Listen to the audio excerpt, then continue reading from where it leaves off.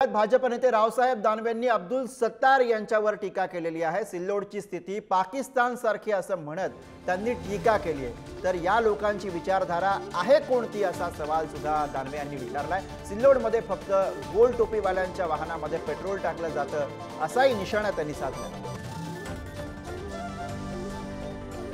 म्हटले होते सिल्लोड पाकिस्तान म्हणलं होतं आणि आजही म्हणतो मी की पाकिस्तान सारखी परिस्थिती म्हणजे महापुरुषाच्या नावाखाली सार्वजनिक जागा बळकावण्याचं प्रकरण सुरू आहे। आता हायकोर्टाने काल स्थगित दिली, महापुरुषाचा पुतळा उभा करून द्याला।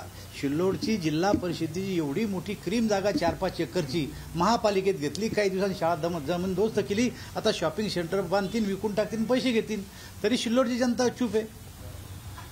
सिल्लोडला जे काही पेट्रोल पंप आहे ते गोल टोपीवालेच पेट्रोल गाडीत पेट्रोल टाकलं जातं फक्त, आणि भोकरदनला जे पेट्रोल पंप आहे तो लंब्या टोपीवाल्याच्या गाडीत टाकलं जातं।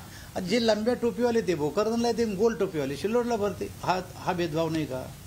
आणि त्याच्यामुळं आम्ही त्यांच्या विचारधारेच्या विरोधात आहे। रावसाहेब दानवेंनी त्यांचं मत व्यक्त केलेलं आहे। त्या ठिकाणची परिस्थिती काय आहे, कशी आहे या संदर्भामध्ये मी सुद्धा सिल्लोडला जाणार आहे।